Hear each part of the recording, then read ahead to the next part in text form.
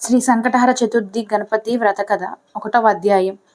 పూర్వము సౌనకాది మహామునులకు సూత మహర్షి శ్రీ సంకటహర చతుర్థి వ్రతమును చెప్పదలిచి, ఓ మునిశ్రేష్ఠులారా, శత్రు దారిద్ర్యాది మహా కష్టములచే బాధింపబడు వారికి రుణబాధలు, సంతానలేమి, గృహ వసతి లేమిటువంటి ఈతి బాధలు చెందు వారికి, దీర్ఘ వ్యాధులచే పీడించబడుట, విద్యాభ్యాసం సరిగ్గా సాగుకుండుట వంటి ఆటంకాలు ఎదురయ్యే వారికి ఏర్పడే మానసిక క్లేశం ఇంతింత అని చెప్పలేము. భూలోకంలో కలియుగాంతమునందు ఇట్టి క్లేశములు నరులను మిక్కిలి బాధించెను. ఈ తీరున క్షోభ చెందుట, నరుల కష్టములు తీర్చు వ్రతము ఏదైనా ఆనవాయితీగా ఋషులందరూ స్కందుడిని అడిగారు. స్త్రీలో సిద్ధించుటకు తక్షణ ఫలదాయుణ్ణి అయిన సంకటహర చతుర్థి అను వ్రతం మిక్కిలి శ్రేష్టం. ఇది వ్రతాలలోకెల్లా ఉత్తమమైనది. ధర్మరాజు అరణ్యవాస, అజ్ఞాతవాస మహా కష్టములు ఎదుర్కొన్నప్పుడు రాజ్యలాభము, పూర్వ వైభవము పొందు నిమిత్తము శ్రీకృష్ణుని ప్రేరణ ఈ వ్రతాన్ని ఆచరించాడు. శ్రీకృష్ణుడు ధర్మరాజుకు ఈ వ్రతం యొక్క మహత్యాన్ని వివరిస్తూ, ఇది గణపతి స్వయంగా పార్వతీదేవికి చెప్పినట్లు, తాను ఆ వ్రతమే పాండవ అగ్రజునికి ఉపదేశించినట్లు చెప్పి ఉన్నాడు.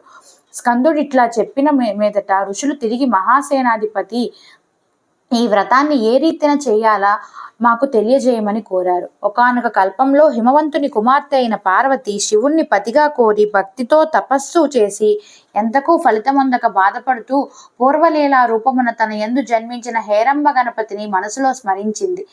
స్మరణ మాత్రాన తన ఎదుటిన ప్రత్యక్షమైన గణేశుణ్ణి చూసి ఇతరులకు సాధ్యం కానంత కఠోర తపమాచరించిన సర్వజన వశంకురైన శంకరుని పతిగా పొందుటలో ఆలస్యము జరుగుతోంది. ఇటువంటి ఆటంకాలు తొలగడానికి స్వర్గాది లోకాల్లో నీకు సంబంధించిన సంకష్టహరణం అనే వ్రతం ఆచరిస్తుంటారని నారద మహర్షుల ద్వారా విని ఉన్నాను. ఆ వ్రత విధానం వివరించవలసింది అని కోరింది.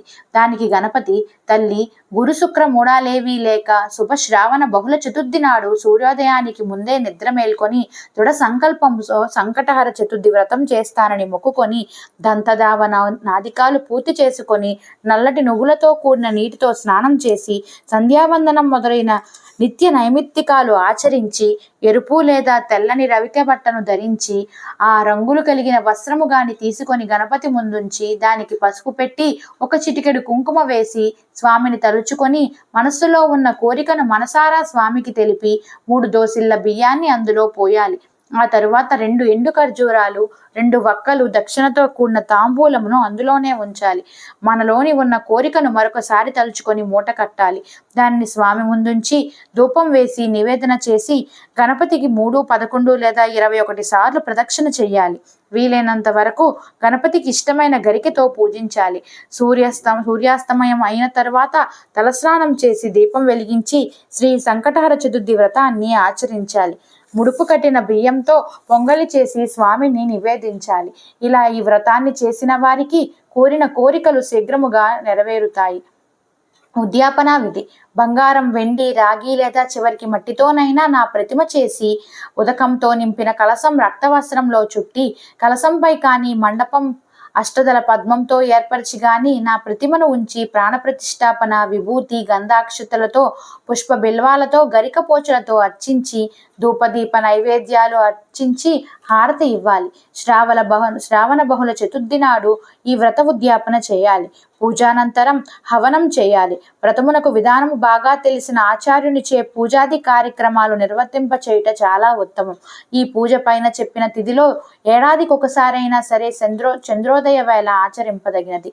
ఆ రాత్రి పురాణోక్త వేదాంతాలతో కాలక్షేపం, దైవ సంబంధిత నృత్య గీత వాయిద్యాలతో జాగరణం చేయాలి. మరునాడు యథాశక్తి 21 మంది బ్రాహ్మణులకు దానాదులతో సంతృప్తి పరచాలి.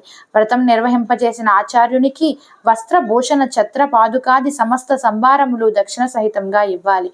నాకు ప్రియమైన ఈ వ్రతరాజమును భక్తి శ్రద్ధలతో ఆచరించటం వల్ల నేను సంప్రీతి చెంది వాంఛితార్థాలు తీర్చగలను అన్నారు గణపతి. సాంగోపాంగంగా గణపతి స్వముఖ నిర్గత భాషణంగా విన్న పార్వతీదేవి యథావిధిగా సంకటహర గణపతిని అర్చించి ఆ వ్రతమ మహిమ వల్ల 6 నెలలు తిరగకుండానే ఇతర ప్రయత్నాలు అవసరం లేకుండా శంకరుని పతిగా పొందగలిగింది.